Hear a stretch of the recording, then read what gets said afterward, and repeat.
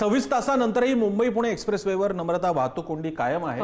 बहुधा महाराष्ट्रात मध्ये हा प्रत्यक्ष हा जेव्हा एक्सप्रेसवे सुरू झाला युती शासनाच्या काळात त्यानंतर इतका वेळ वाहतूक कोंडी असल्याची माझ्या पाहणीतली तरी पहिली घटना आणि एवढी मोठी जवळपास 20 किलोमीटरच्या रांगा लागलेल्या आहेत। सिंगल लेन सध्या सुरू आहे येण्याच्या मार्गावर। मुंबई पुणे एक्सप्रेसवेवर पुढच्या 2 तासात वाहतूक सुरळीत करण्याचा प्रयत्न असेल। अपघातग्रस्त टँकरला क्रेननं उचलून बाजूला करण्याचा प्रयत्न होतोय। दुर्घटनाग्रस्त टँकरमधील काही गॅस दुसऱ्या टँकरमध्ये भरण्यात येतोय। एक टँकर भरून झालाय। उलटलेल्या टँकरमधील गॅस रिकामा करण्यासाठी आणखी 2 तास लागतील अशी माहिती आम्हाला तासाभरापूर्वी मिळाली होती। त्यामुळे पुढच्या 1.5 ते 2 तासात हा मुद्दा निकाली निघेल अशी अपेक्षा आहे। मुंबईहून पुण्याकडे जाणाऱ्या मार्गावरील वाहतूक अजूनही ठप्पच आहे। त्यामुळे आपण जर काही बातमी पाहत असाल आणि कोणत्याही कारणाने पुणे किंवा त्या दिशेने पुढे प्रवास करणार असाल तर आता एक्सप्रेसवेचा महामार्ग टाळणं हेच श्रेयस्कर ठरेल। मला वाटतं कदाचित प्रवासच टाळलेला बरा।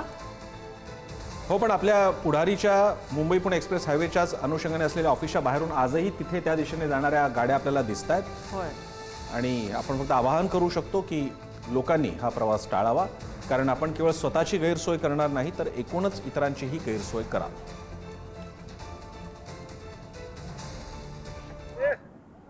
मुंबई पुणे द्रुतगती महामार्गावरती 25 तासापासूनचा खोळंबा आपण पाहत आहोत। सकाळपासून या ठिकाणी मोठ्या संख्येने महामार्गावरती अडकलेले लोक आपण पाहत आहोत। मात्र त्यातच लांबून लांबून आलेले लातूर असेल, बीड असेल किंवा अनेक अशा ठिकाणावरनं, सोलापूरवरनं अनेक असे लोक आलेले आहेत, त्यांचा खोळंबा झालेला आहे। आपल्यासोबत काही लोक आहेत, काय सांगाल दादा, कुठून आलेला आहात, कधीपासून या ठिकाणी अडकलेले आहेत, काय सांगाल? आम्ही जेजुरीवर आलो तिकडनं त्या साईडची। आम्हाला इथं खाली मॉलमध्ये जायचे, खाली खोपोलीच्या खाली, तर काही तिथं ऑप्शन नाही, बोलतात अजून होणार नाही, बोलतात उद्या पण होणार नाही असं बोलतात। ते गॅस टँकर पलटी आले फक्त एवढं सांगतात, पण त्याच्या आधी सरकारी अजून काय त्याला हटवण्याचा काय प्रयत्न करत नाही। काय कुठलं काम अडकले तुमचं पुढे?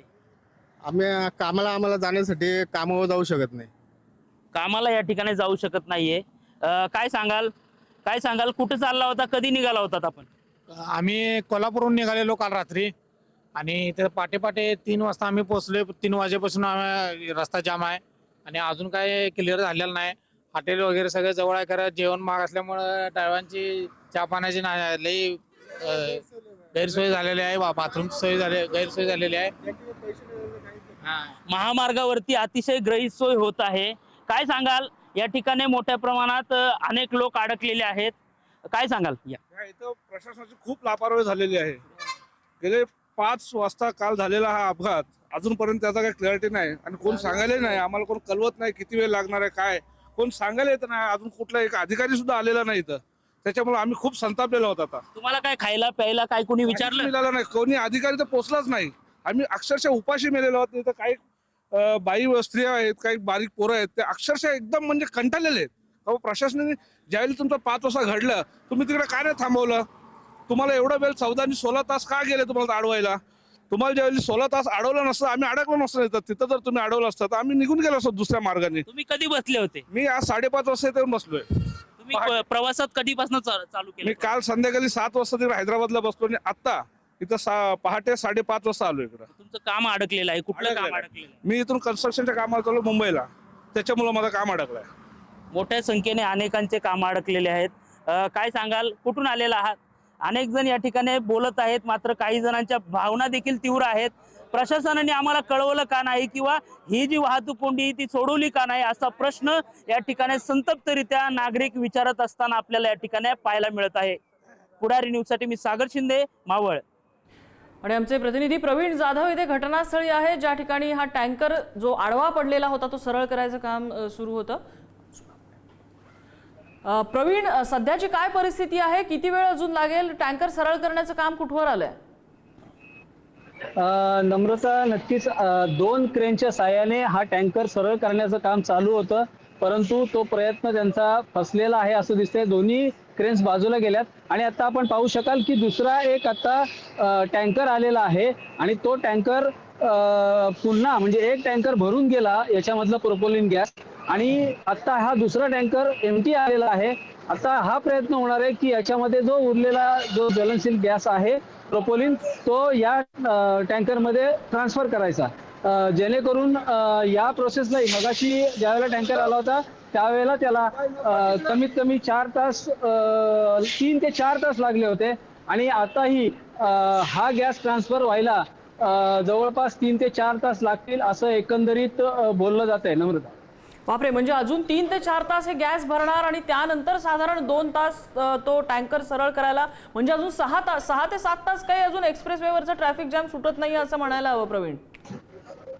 नक्कीच अर्ध्या तासापूर्वी खरं तर प्रशासनाकडनं पोलीस प्रशासनाकडनं सांगण्यात येत होतं की 2 ते 3 तासामध्ये वाहतूक ही सुरळीत करण्यात येईल. टँकर सरळ करून त्याला बाजूला घेतला जाईल आणि वाहतूक सुरळीत करण्यात येईल. परंतु क्रेनच्या साहाय्याने सरळ करण्याचं जे काही काम होतं ते त्यांचं फसलेलं आहे. त्यात थोडीशी बाधा निर्माण झाली आणि गॅस हा ज्वलनशील असल्यामुळे ही खरं तर सुरक्षिततेच्या दृष्टिकोनातून ही काळजी घेतली जाते असं सांगितलं आलं.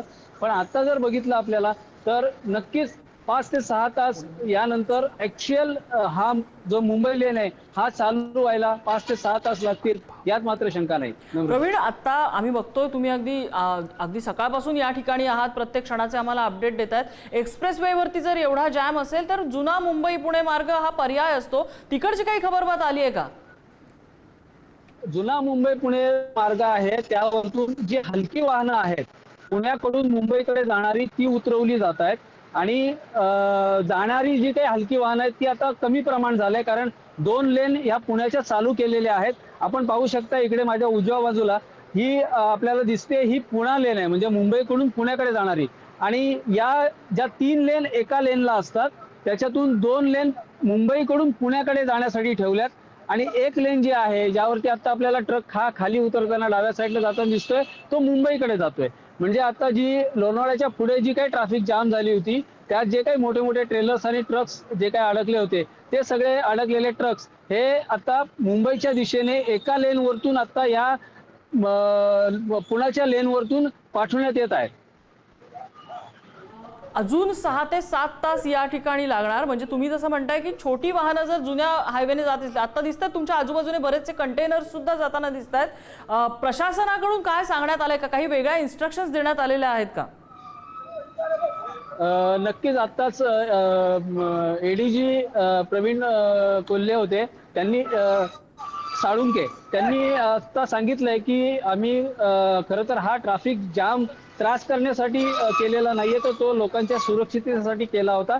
कारण ही लेन बंद करण्याच्या मागचं कारण होतं की हा जो काही गॅस आहे हा अतिज्वलनशील आहे आणि कुठल्याही प्रकारची दुर्घटना होऊ नये हा एकमेव त्यामागचं कारण होतं. हे पहिल्यांदाच असं घडलेलं असल्या कारणाने खरं तर एक्सपिरियन्स हा यंत्रणांकडे नव्हता असं देखील म्हणावं लागेल. कारण एवढे तास जर लागतायत, 24 तास उलटून गेलेले आहेत, 25-26 तास उलटून गेलेले आहेत, तरीही अद्याप एक टँकरचं लिकेज निघत नाहीये. आणि मग आता ही युक्ती आता लढवली जाते की त्याच्यामधील जो गॅस आहे तो दुसऱ्या टँकरमध्ये ट्रान्सफर करायचा आणि जेणेकरून त्या पडलेल्या टँकरला, पलटी झालेल्या टँकरला एम्प्टी करायचं आणि मग त्याला सरळ करून या ठिकाणावरून बाजूला करायचं. नॉर्मली असं होतं की NDRF कडे अशा प्रकारची वायू गळती रोखण्यासाठीच्या उपाययोजना असतात, इथे काय अडचणी आल्या आहेत त्यांना वायू गळती रोखण्यात? नक्की NDRFची टीम देखील काल इथे दाखल झाली. त्यांनीही त्यांच्या परीने जेवढे प्रयत्न होते तेवढे प्रयत्न केले, परंतु हा जो टँकर पलटी झाला ना, तो पलटी झाल्यानंतर त्याचे जे मॅनवॉल आहे जिथून गळती होते ते मॅनवॉल खूप क्षतिग्रस्त झालेले आहेत आणि त्याला कुठल्याही प्रकारचं POPचं लेपन म्हणा किंवा जे काय त्यांच्या यासाठी केलं जातं ते कुठल्याही प्रकारे त्यावरती कुठलाही आवरण बसत नाहीये. त्यामुळे गॅसची गळती ही कंटिन्यू चालूच आहे. क्षणाक्षणाचे अपडेट तुमच्याकडनं घेत राहू. धन्यवाद तुम्ही दिलेल्या सगळ्या माहितीबद्दल. इथे जे काही अडकलेले आहेत त्या वाहतूक कोंडीमध्ये प्रत्यक्षदर्शी आहेत या समस्येचे, त्यांच्या काही प्रतिक्रिया आल्या त्या आपण ऐकूया. आम्ही बारामतीवरनं 5:30ला निघालो होतो. तर 5:30ला निघालो तर बसमध्ये इंटरव्ह्यूची प्रवासी होती, इंटरव्ह्यूला जाणारे होते. तर त्यांना इंटरव्ह्यूला जाता आलं नाही म्हणून तिथं रडत होते. एक लेडीज होते, एक जेंट्स होता, MPSC परीक्षा होते, एकाचे तुरबेला होते, त्यांना जाता येत नव्हती. MPSC ची परीक्षा होते, इंटरव्ह्यू होता लास्टचा. इकडून मला वाटतं स्वारगेटला बसले होते ते, इकडं मुंबईला चालले होते आणि एक तुरब्याला लेडीज. ते आता त्यांच्या पर्यायाने निघून गेले असतील ना. अक्षरशः रडत होते पोलिसांच्या समोर.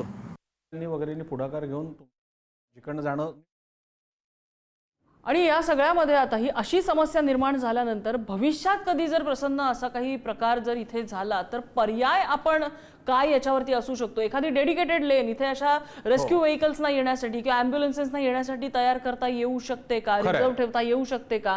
हा एक उपाय आहे. कारण हा जो पॅच आहे पर्टिक्युलरली आपण खालापूरवरनं निघालो की तिथून लोणावळ्यात घाट चढून लोणावळ्यात येईपर्यंत आधेमध्ये काही नाही. काहीच नाहीये, खायची प्यायची सोय सुद्धा. लहान मुलं इथे वृद्ध माणसं जर अडकली असतील तर किती मोठा पंचायत झाली असेल त्यांची. अगदी आपण प्रार्थना करूया आणि राजकारणी असतील किंवा संबंधित असतील त्यांनी या लोकांना किमान अन्न पाणी पोहोचवण्याची व्यवस्था करावी अशी अपेक्षा व्यक्त करू शकतो. प्रसंगी हेलिकॉप्टरमधून ड्रॉप्स करावे लागले तरी चालतील की जे युद्धभूमीवर केलं जातं, कारण तुमच्यासमोर कोणताही पर्याय नाही त्यांच्यापर्यंत पोहोचायचा. अगदी. आणि या गॅस गळतीमुळे प्रवाशांच्या जीवाला धोका होता म्हणून वाहतूक रोखल्याचं प्रशासनातर्फे सांगण्यात आलंय. लिकेज बऱ्याच प्रमाणात त्यांनी कमी केलेलं आहे, पण ते 100% पूर्ण कमी झालेलं नव्हतं.